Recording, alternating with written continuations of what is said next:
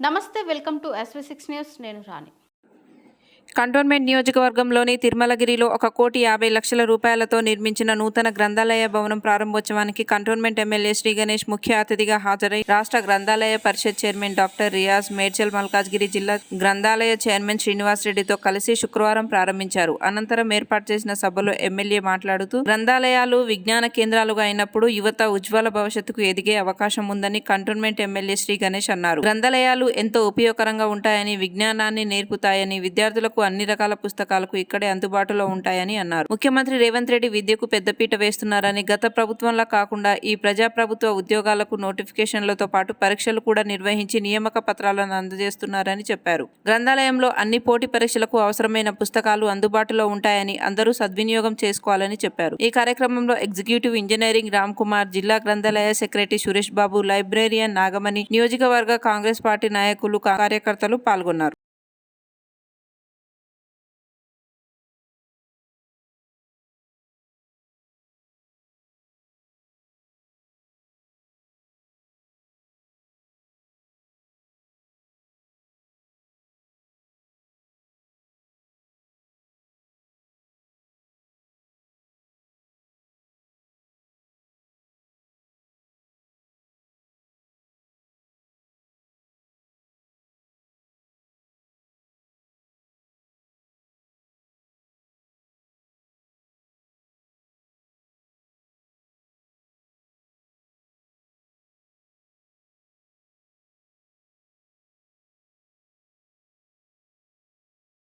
Position ఉండే ఏనాడు ఈ గ్రంథాలయాలు ఎందుకు కాలే, ఏనాడు స్కూల్ ఎందుకు బాగుపడలే, ఏనాడు మన తాగునీరు పక్కకు మంచిగా వస్తుంది మనకెందుకు రాలే అని ఎవరు పట్టించుకురా.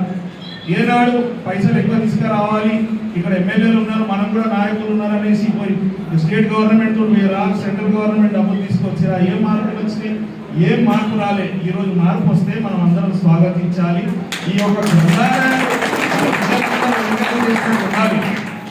మాట్లాడితే పైసలు వస్తే ఆ పైసలు తీసుకురావాలి ప్రభుత్వాల నుంచి. ఈ రోజు ఈ 1,50,00,000 రూపాయలు వడ్డీ తిరుమలకే కాదు, పోలారంకి 1,50,00,000, బోయిన్పల్లికి కూడా 1,50,00,000 రూపాయలు వచ్చింది. మనకు ఇక్కడ స్టేట్ గవర్నమెంట్ స్థలాలు లేనందుకు అనేక ఇబ్బందులు.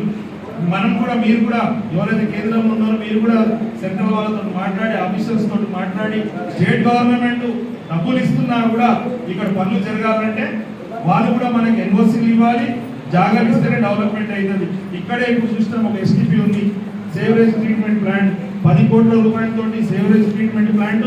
మరి తిరుమలగిరి లేక్ సుందరీకరణకు గవర్నమెంట్, స్టేట్ గవర్నమెంట్ ఇచ్చినందుకు, 5 బిలియన్ ఎన్ఓసి ఇచ్చినందుకు సాధ్యమైంది. అదేవిధంగా రామానగుంట చెరువు కూడా టెండర్ అయిపోయి రెడీ ఉంది. ఇప్పుడు వీళ్ళు ఎన్ఓసి ఇస్తే రామానగుంట కూడా అది కూడా సుందరీకరణ అవుతుంది, అది కూడా మంచి పార్కులుగా అవుతుంది, పబ్లిక్ వాకింగ్ వాడుకుంటారు. మంచి ఏ విధంగా అయినా కూడా ఆనాడు నుంచి ఎడ్యుకేషన్ మీద కావచ్చు, మంచినీళ్ళ మీద కావచ్చు, డ్రైనేజ్ మీద కావచ్చు, రోడ్ల మీద ప్రత్యేక దృష్టి పెట్టుంటే ఇన్ని సంవత్సరాలు ఇన్ని సమస్యలు ఉండకపోతుంటే ఈరోజు సమస్యలన్నీ నా బాధ్యతగా ఒక్కొక్కటి పరిష్కరిస్తున్నాం. ఒకటే రోజు అన్ని పరిష్కరిస్తామంటే వీలైనంత వరకు స్టేట్ గవర్నమెంట్ నుంచి డబ్బులు తీసుకురావాలి. స్టేటే కాదు, సెంట్రల్ కూడా ఆనాటి నుంచి సెంట్రల్ మీద ప్రెజర్ పెట్టి మనం తీసుకొచ్చింటే సర్వీస్ ఛార్జీలు కావచ్చు, ఈపీటీ ఛార్జీలు. ఇప్పుడు మనం ఏదైతే మన రిజల్యూషన్ పాస్ అయిందో, తెలంగాణ రాష్ట్రం ఏర్పడినప్పుడు ముందు డైరెక్ట్ మనకు పైసలు వచ్చేది కంటోన్మెంట్ బోర్డుకి. తెలంగాణ రాష్ట్రం ఏర్పడినాక, బీఆర్ఎస్ గవర్నమెంట్ వచ్చినాక ఇక్కడ మంచిగా పబ్లిక్ యూజ్ చేసుకునే కమ్యూనిటీ వాళ్ళని ఆ బీఆర్ఎస్ వాళ్ళు ఏం చేసారు, డంపింగ్ యార్డ్, ట్రాన్సిస్ట్ ఏరియాలుగా చేసారు. అప్పుడు అందరు బోర్డు మెంబర్లు సైన్ చేసారు. ఎవరైనా ఇక్కడ చదువుతున్నారు, అక్కడ ఆల్రెడీ లైబ్రరీ ఉంటే కమ్యూనిటీ హాల్ ఉంటాయి. ఈ కమ్యూనిటీ హాల్ పేద ప్రజలకి ఫంక్షన్లు చేసుకోవడానికి ఎంతో దోహదపడుతుంది. అలాంటి దాన్ని డంపింగ్ యార్డ్ చేసి ఖరాబ్ చేసి అప్పుడు అందరూ లీడర్లు ఎక్కడ పోయారు, అప్పుడు అందరూ నిలబడాల్సిన అవసరం ఉండే.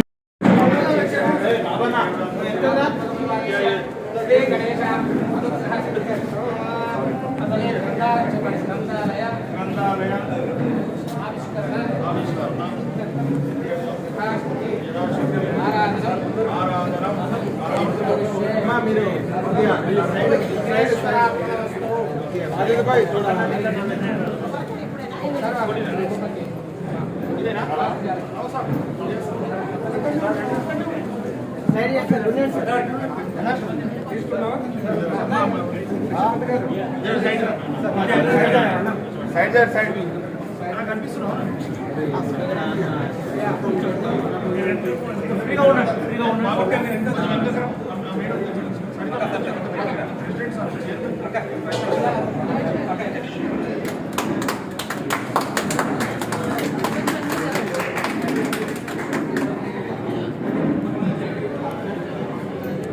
కొన్ని ఇచ్చారు ఒక బాయ్.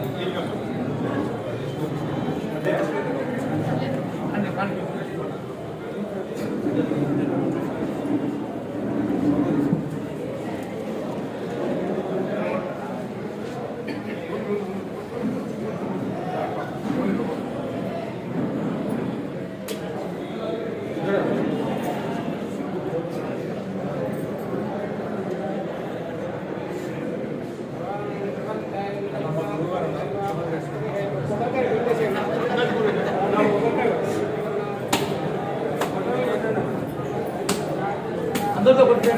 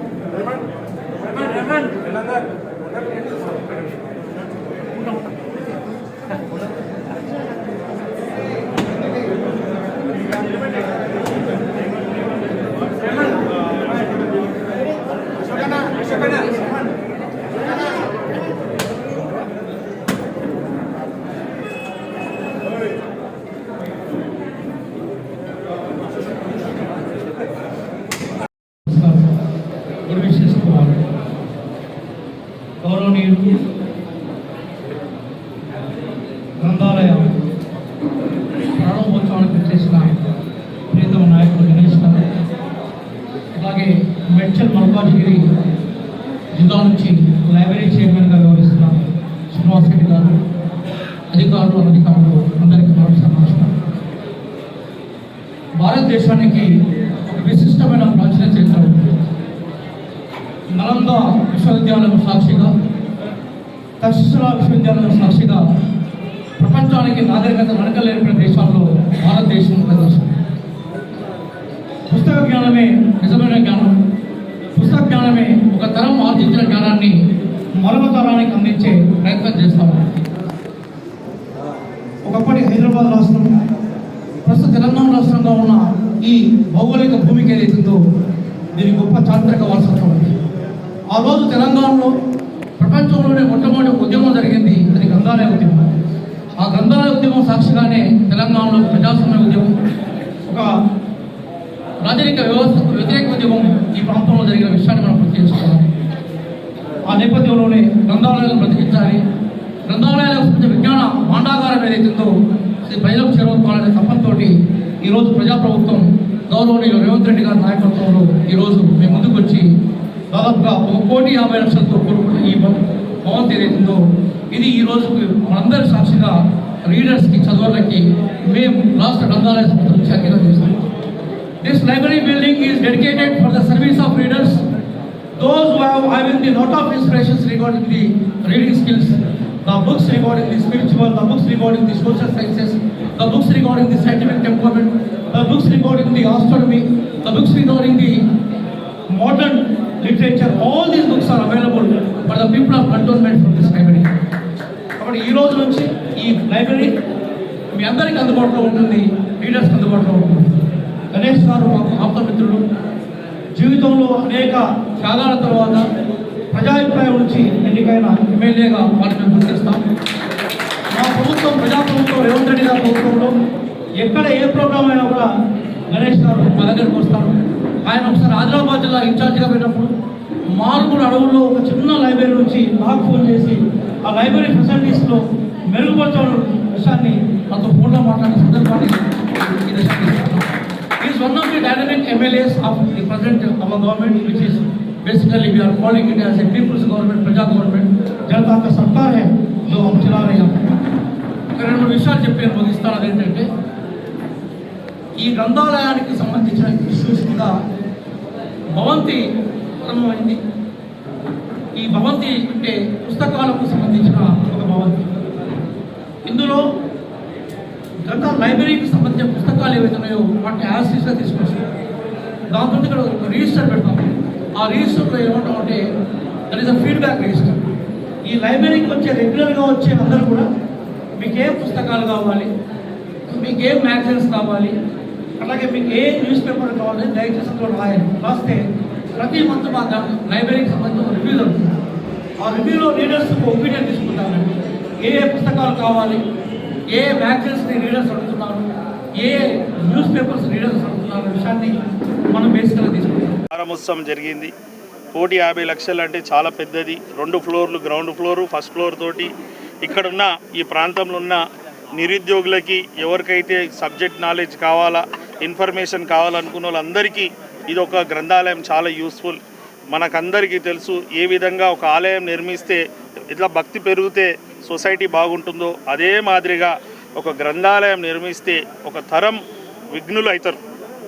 ఎంతో గ్రంథాలయంలో ఈ పుస్తకాలు చదివితే అందరికీ ఇక్కడ పుస్తకాలు చదివేవారు పేదలు కావచ్చు, ధనికులు కావచ్చు, ఎవరైనా సమానమే. అందరికీ పుస్తకాలు అదే చదువుకున్న వాళ్ళు వాళ్ళ తెలివితేటలు పెరుగుతుంది, అన్నిటికీ యూస్ఫుల్. ఇప్పుడు ప్రైవేట్లో కొంతమంది ఉన్నవాళ్ళు ఇంటర్నెట్ కావచ్చు వేరే వేరే విషయాల్లో వేరే కోచింగ్ సెంటర్కి వెళ్ళి వాళ్ళు పుస్తకాలు తీసుకొని చదువుకునే కెపాసిటీ ఉంటుంది. చాలామంది మన పేదవాళ్ళు కూడా ఐఏఎస్లు, ఐపీఎస్లు మంచి మంచి ఉన్నత స్థాయికి వెళ్ళాలని అనుకుంటారు, కానీ వారికి వసతులు లేక వారు వెనుకపడిపోతారు. కాబట్టి ప్రభుత్వం మరియు ఈ గ్రంథాలయ మేడ్చల్ డిస్టిక్ చైర్మన్ శ్రీనివాస్ రెడ్డి అన్న, స్టేట్ గ్రంథాలయ చైర్మన్ రియాజ్ గారు బాగా కృషి చేసి దీనికి ఇక్కడ 1,50,00,000 తిరుమలగిరికి, 1,50,00,000 బొలారంకి, 1,50,00,000 రూపాయలు బోయినపల్లి ప్రాంతాన్ని కూడా కేటాయించడం జరిగింది. మన కంటోన్మెంట్లో ఉన్న అన్ని ప్రాంతాల్లో నిరుద్యోగులు ఎవరైతే ఉన్నారో వారు మంచి స్థానంకి వెళ్ళాలనుకున్న వాళ్ళకి అందరికీ ఈ గ్రంథాలయం ద్వారా వాళ్ళకి చదువుకోవడానికి వీలవుతుంది.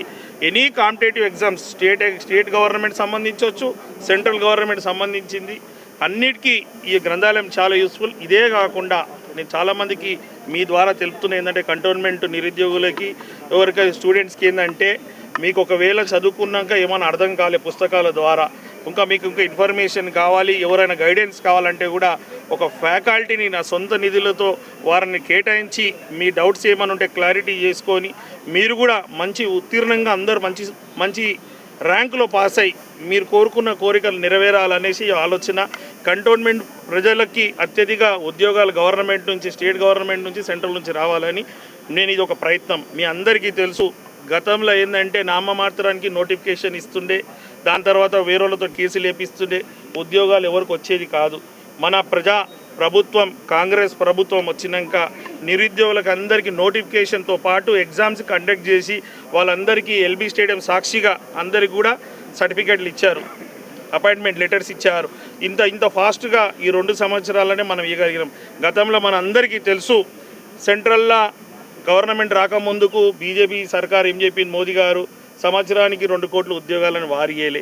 ఇక్కడ కేసీఆర్ కూడా తెలంగాణ రాష్ట్రం వస్తే నీళ్లు, నిధులు, నియామకాలు అన్నారు. నీళ్లు వాళ్ళకే పోయింది, నిధులు వాళ్ళకే పోయింది, నియామకాలు వాళ్ళ కుటుంబం జరిగింది, రాష్ట్ర ప్రజలకు ఏం జరగలే.